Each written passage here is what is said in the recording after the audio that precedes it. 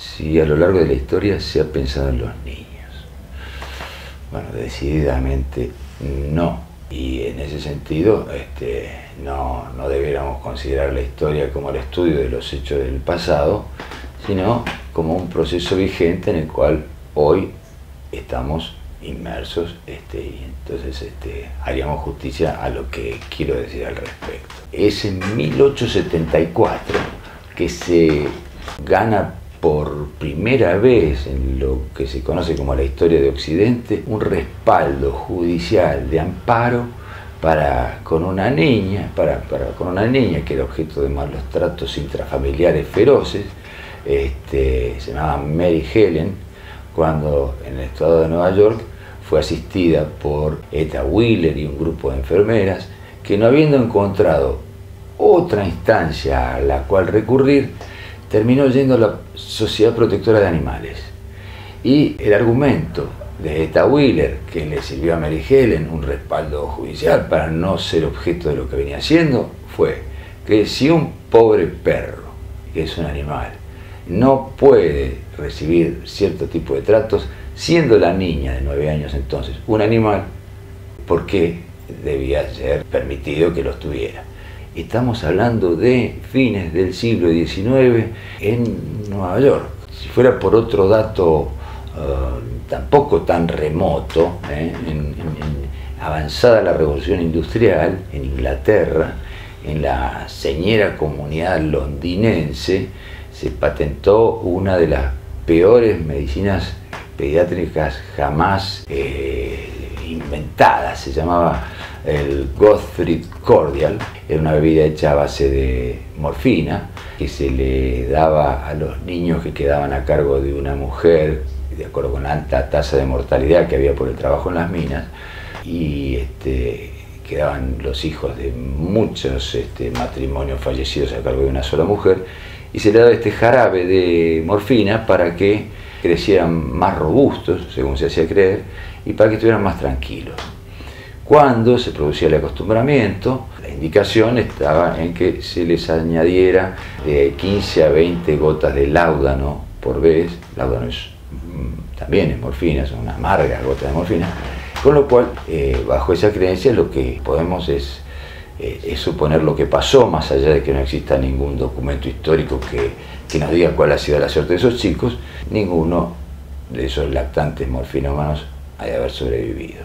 Estamos hablando de mediados del siglo XIX en Londres y de fines del siglo XIX en el estado de Nueva York. Hoy en América Latina, según datos de UNICEF, no menos de 6 a 8 millones de chicos serían objeto de severísimos malos tratos, intrafamiliares por año. 80.000 de ellos mueren a causa de esos tratos. Desde otro punto de vista, llama la atención para la comunidad médica que, por ejemplo, el síndrome del niño apaleado, descrito por Kempe, consistente en el descubrimiento de un chico que tiene fracturas en distinta etapa de consolidación y múltiples fracturas que no han sido tratadas, recién fue descrito en 1962. En esa misma línea hay procesos psiquiátricos, uno se llama el síndrome de Munchausen by praxis, que consiste en madres enfermas psiquiátricamente que intoxican a sus chicos, los enferman adrede, estudian enfermedades que pueden llegar a provocar y los llevan al médico buscando una atención reiterada, recurrente, por razones, como es redundante decirlo, estrictamente psiquiátricas, y esto está descrito recién en el año 1987. El shaking baby, que es la sacudida del bebé cuando todavía no puede sostener el cuello, y entonces el sacudón produce desgarros de las membranas encefálicas y consecuentes hematomas que lo llevan a la muerte, también no tiene tantos años de conocimiento por parte de la comunidad médica. O sea que ni dentro de la medicina, ni dentro del derecho, ni dentro del conjunto del marco social se ha tenido en cuenta suficientemente el impacto traumático sobre el niño, ni indirecto ni directo tampoco. Una imagen puede violentar psíquicamente a un chico? Sí, claro que sí. Desde hace muchos años se sabe en otros ámbitos del conocimiento que todo observador es participante. Esto lo tiene en cuenta desde la antropología hasta... ¿Se puede homologar el concepto de huella con el de trauma? Bueno, no son homologables, pero son conceptos que se superponen en una parte sin cubrirse uno al otro totalmente. El trauma en términos subjetivos es aquello que desborda la capacidad del aparato psíquico para ser tramitado. Si hacemos una alegoría, una metáfora entre lo que es el psiquismo como una entidad insustancial y lo que es el cuerpo, sería como un desgarro con cicatriz. Es lo que vulnera el tejido ese psíquico y lo rompe, con secuelas ulteriores, ¿no? En ese sentido, el concepto de trauma y de huella puede superponerse. ¿Qué es lo más valioso de un niño? Bueno, difícil establecer una escala de valores, pero como adulto puedo decir, o me viene a la mente el recuerdo de las palabras de Tolstoy, que decía que cuando quería tener algo claro hablaba con chicos. Creo que los chicos tienen el coraje de mostrarnos ese punto inaugural del cual habríamos partido todos. Reencontrarnos con un chico es reencontrarnos con nuestro punto de origen, es saber a veces cuán perdidos estamos o no. Es en ellos en quienes podemos encontrar la referencia respecto a nosotros.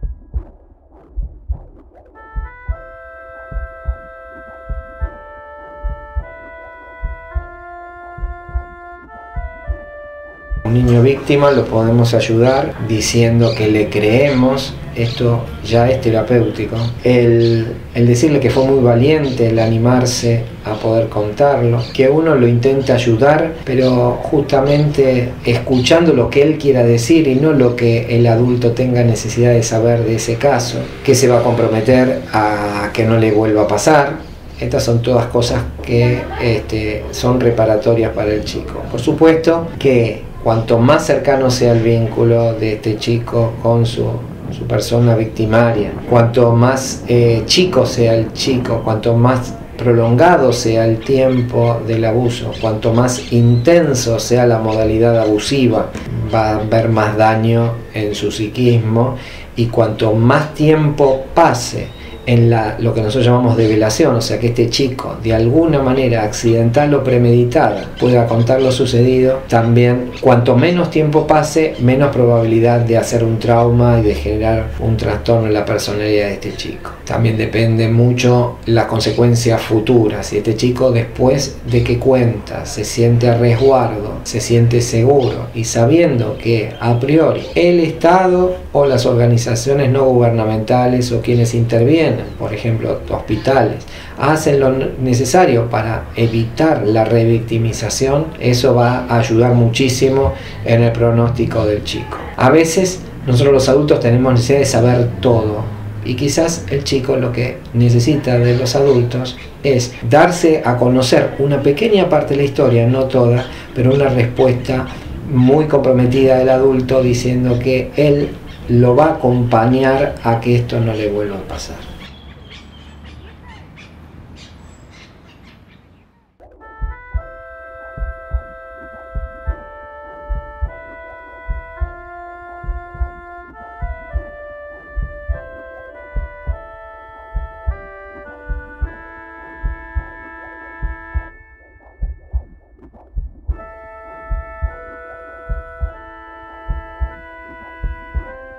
Cuando empecé a hacer cuidados paliativos en Costa Rica, que directamente llegué a los cuidados paliativos pediátricos, unos años después tuve una experiencia muy interesante. Cuando me desperté en la mañana, me di cuenta que había unas hojas, unos papeles y un lápiz en el piso a la par de mi cama. ¿Qué es eso tan raro?, digo. Lo tomo y yo había escrito en la noche, casi que en ese momento del sueño, como medio despierto en vigilia, derechos de los niños con enfermedad terminal. Entonces me puse a leerlo y casi no lo podía entender porque estaba muy mal escrito, ¿verdad? Pero por último lo saqué, los pude ver y empecé a recordar que efectivamente en la noche yo me había levantado, había buscado papel y lápiz y había escrito esto porque me parecía que era muy importante lo que estaba pensando, soñando. Y lo escribí, ya luego lo pude ver bien, y lo que estaba escrito ahí eran los derechos de los niños con enfermedad terminal, los niños con los que yo trabajaba. Esto fue como en el 94, 95. Y entonces ya se escribieron, se pasaron al idioma inglés e hicimos unos pequeñitos brochures, y en ese momento no había nada escrito en el mundo sobre los derechos de los niños con enfermedad terminal. La UNICEF los tomó, UNICEF Oficina de Costa Rica los tomó, y desde entonces lo que hemos hecho es que los hemos dado, ¿verdad? Los hemos dado cuando venimos a un congreso al sur, donde quiera que vayamos, los llevamos para que de alguna manera la gente tenga ese decálogo y piense que en este caso, cuando trabaja con niños que están con enfermedades crónicas, degenerativas, en condiciones de vida limitada, o con niños que enfrentan la fase terminal de una enfermedad, tengan derechos, porque los niños son sujetos de derecho. Han sido siempre sujetos de derecho, lo que pasa es que los adultos nunca lo hemos reconocido.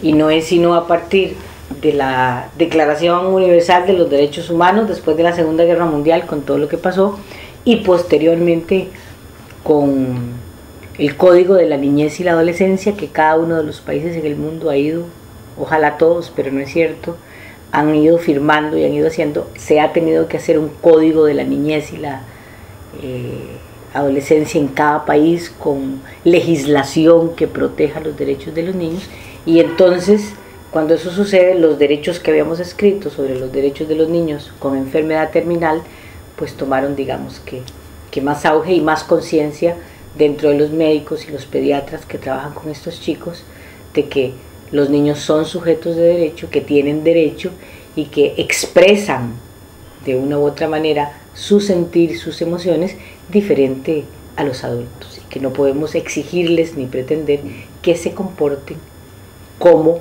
los adultos, y que aún un niño que está muriendo sigue siendo un niño y sigue comportándose como un niño.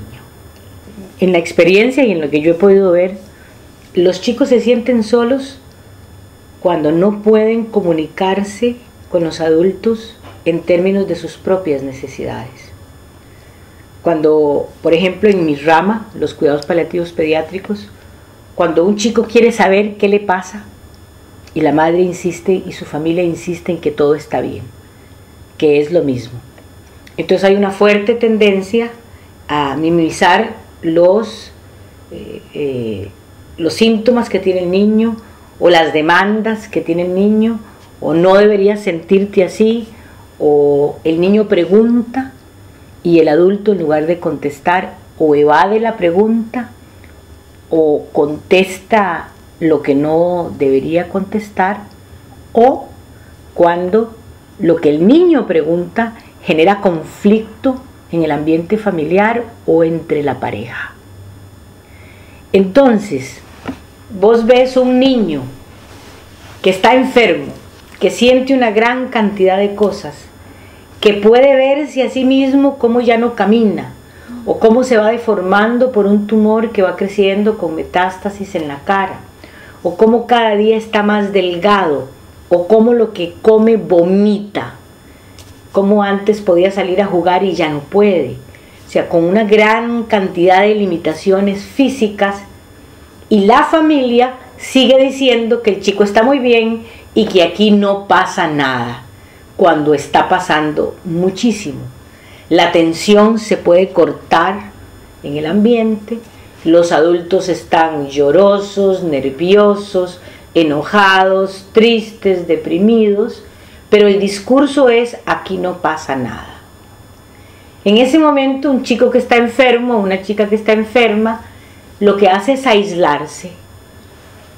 Se aísla, y en ese aislamiento no hay contención, no hay un apoyo emocional, y lo que se produce es una enorme soledad, una profunda tristeza, una cosa que yo llamo, que a mí me gusta muchísimo, que es desamparo. La gente, el niño se siente desamparada. Entonces el chico está deseoso de alguien que le tire un salvavidas, que le dé una mano para que él pueda hablar.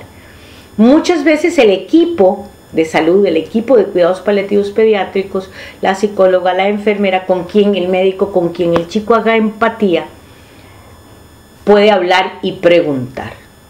Por eso, en muchas ocasiones, cuando uno hace una visita a un niño que está en el hospital, en la casa, es importante sacar a mamá del entorno, sacar a mamá del dormitorio y establecer una comunicación con él para ver qué es lo que piensa, qué es lo que siente, qué está pensando y cuáles son esas necesidades.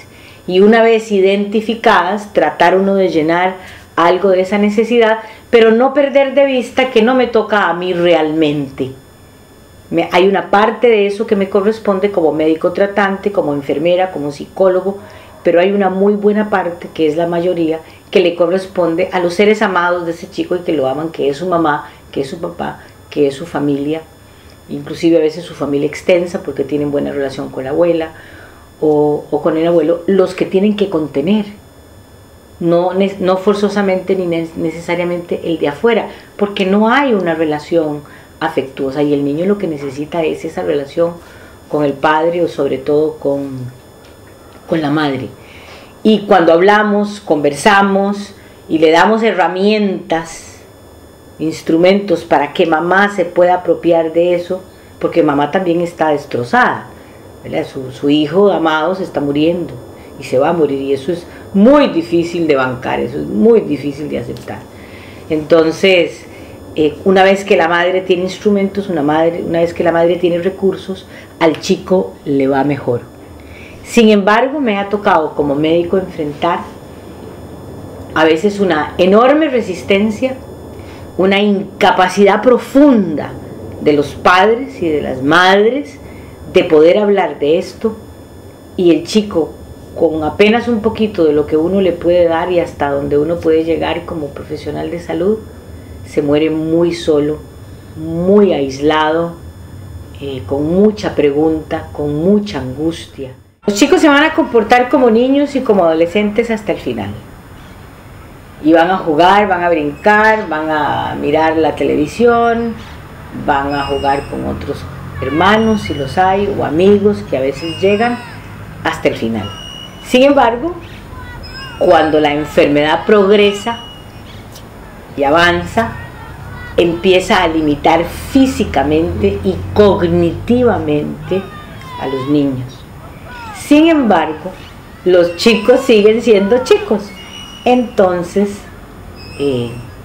por ejemplo, ayer me comuniqué con la enfermera que trabaja, una de las enfermeras que trabaja con nosotros, y me dijo que un chico nuestro del programa, Sergio, acababa de fallecer. Bueno, si bien es cierto, Sergio era un niño muy inteligente, muy ágil, todo lo que tú quieras, la enfermedad lo fue limitando, y en esa limitación, por ejemplo, llegaron Felipe y otra perrita de Chihuahua. Entonces él ya no podía levantarse, correr, brincar, jugar fútbol, pero tenía a sus dos perritos Chihuahua que brincaban en la cama con él, que jugaban, que se metían debajo de las cobijas, que si llegaba alguien desconocido a saludar, protegían, ladraban, ¿verdad? Se empieza a dar ahí un mundo hasta el final de sus días con los animalitos. la posibilidad de jugar con algo interactivo, con la televisión. Esa es una oportunidad que los chicos se generan o que las familias generan. Algunos leer cuentos, pero en mi experiencia es realmente poca de que haya visto chicos que empiezan a leer o a disfrutar de la lectura en esta parte de la vida, en este momento de la vida. Pero por ejemplo, en este caso de Felipe y en una buena cantidad de chicos, empiezan a desarrollar un sentido del humor impresionante.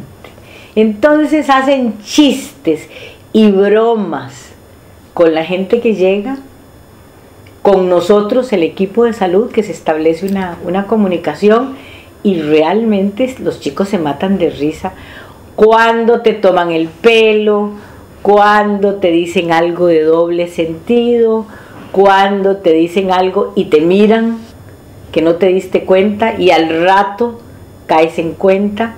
Nada que ofenda, nada que maltrate la dignidad de nadie, juegos de chicos, ¿verdad? Pero sin embargo se divierten. Entonces el niño tiene la capacidad de adaptarse a conforme va perdiendo facultades físicas, por ejemplo, y generar en muchas ocasiones cositas alrededor que le permitan. Eso requiere una mamá comprensiva, una familia comprensiva, una familia y una madre tolerante, capaz de acomodarse también al proceso a los diferentes pérdidas que el niño como niño tiene conforme la enfermedad avanza, y también ella misma ir elaborando esas pérdidas. Cuando eso tampoco se puede dar en una familia, se convierte también en un elemento más que aísla al niño y que no aporta y no mejora para su calidad de vida.